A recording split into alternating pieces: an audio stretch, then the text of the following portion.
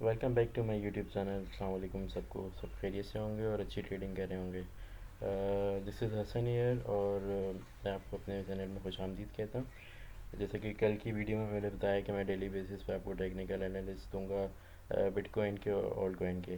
तो अभी सुबह मॉर्निंग के अंदर जो बिटकॉइन के हालात हैं कि इसका नेक्स्ट मूव क्या हो सकता है, वो कुछ मुझे अच्छा नज़र नहीं आ रहा, क्योंकि उसकी दो वजूहत हैं जो फंडामेंटल्स आप देख सकते हैं। कि एक तो इसका फंडिंग रेट जो है वो पॉजिटिव है, जो कि इस चीज़ को इंडिकेट करता है कि बिटकॉइन के अंदर एक डाउनफॉल हो सकता है।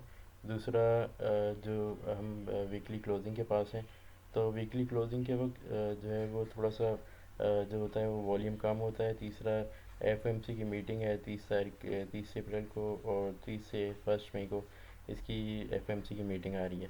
तो जिसकी वजह से जो ट्रेडर्स हैं वो अपने इन्वेस्टमेंट को कम कर देते हैं और ज़्यादातर मार्केट्स बंद होती हैं और मार्केट के अंदर एक डाउनफॉल नज़र आता है। तो अभी अगर हम देखते हैं कि बिटकॉइन के अंदर क्या चल रहा है, बिटकॉइन जो है वो क्या कर सकता है, इसका नेक्स्ट मूव क्या होगा।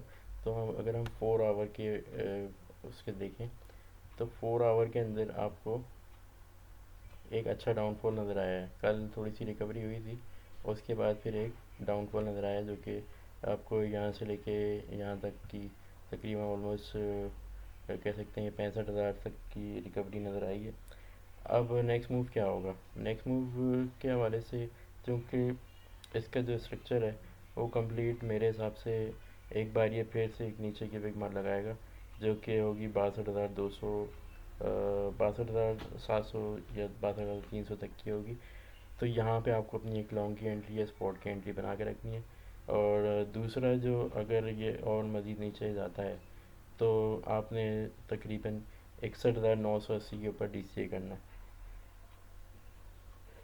ये मेरी मुझे नज़र आता है कि इसका जो स्ट्रक्चर है वो कुछ इस तरीके से होगा कि पहले ये तकरीबन जो है वो नीचे आने की कोशिश करेगा, उसके बाद फिर ये दोबारा लिक्विडिटी हंट करके दोबारा ऊपर जाएगा।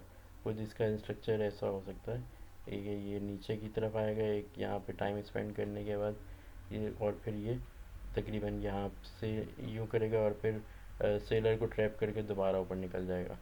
तो ये इसकी फंडामेंटल्स हैं। और अगर हम इसके अंदर देखते हैं कि बिटकॉइन की जो लिक्विडिटी का आपको पड़ी हुई है वो कहाँ पे है, तो बिटकॉइन की जो लिक्विडिटी है वो है आपकी, बिटकॉइन की लिक्विडेशंस कहाँ पे है देख लेते हैं।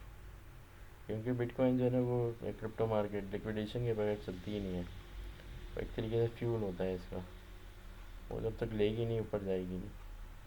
लेकिन फिर भी आपने जो है यहाँ पे अगर आप चाहें तो एक छोटी सी एंट्री बना सकते हैं, क्योंकि मार्केट है, लेकिन मैं नहीं समझता कि यहाँ से ऊपर जाएगी। यहाँ से इसके अंदर डाउनफॉल ही होना है। ये देखें जी, 62,542 के ऊपर इसकी एक लिक्विडेशन मौजूद है। तो ये इस लिक्विडे अगर इसने ऊपर जाना है तो इस लिक्विडेशन को लिए बगैर ये ऊपर जाएगा नहीं, क्योंकि अगर ये ऊपर निकल गया तो जो नीचे वाले जिन्होंने यहाँ से लॉन्ग वगैरह किया हुआ है वो तो फिर भरपूर प्रॉफिट में आ जाएंगे। तो पहले ये इनकी लिक्विडेशन को खाएगा, उसके बाद ही ऊपर जाएगा।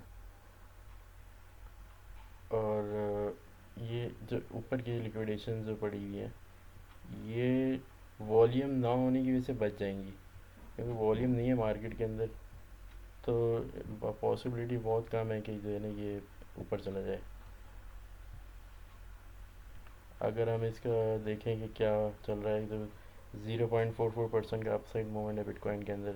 इथीरियम में 0.17 का परसेंट का डाउन साइड नीचे की तरफ आ रहा है।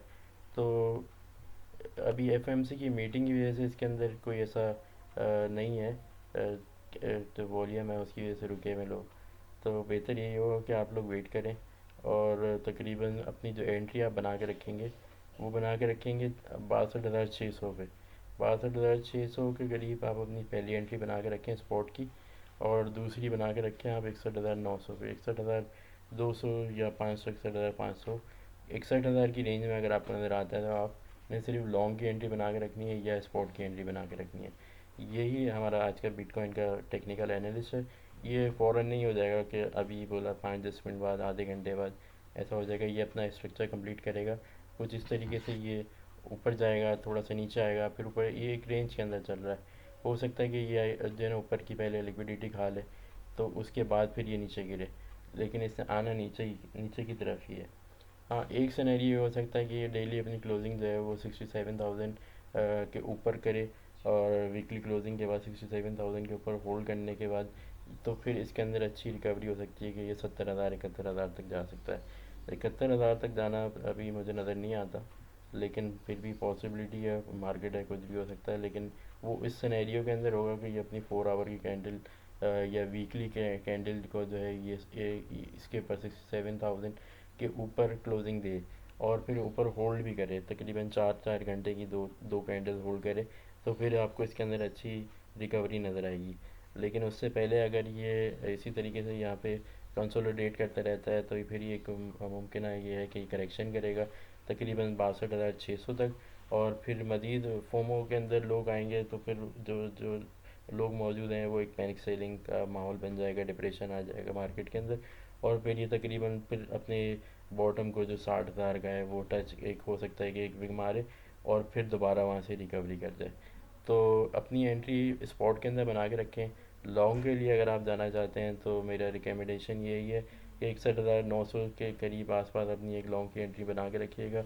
लिवरेज बिल्कुल कम रखिएगा, ऑलमोस्ट मार्जिन भी बहुत बड़ा मार्जिन मत रखिएगा, छोटा बहुत 150 $100 का मार्जिन रख के, और तकरीबन 20x को आप इसके अंदर 60,000 से या 61,000 से लॉन्ग की एंट्री बना सकते हैं, जो कि आपको तकरीबन 67,000 तक लेके जा सकती है। तो यही था अभी तक का टेक्निकल एनालिसिस बिटकॉइन का। अगर पसंद आया तो मेरे चैनल को लाइक और सब्सक्राइब कर दीजिएगा, और इंशाल्लाह ताला हम इसी तरीके से काम करते रहेंगे। दुआ में याद रखिएगा। आपका दोस्त Hasan. Thank you so much. अल्लाह हाफ़िज़।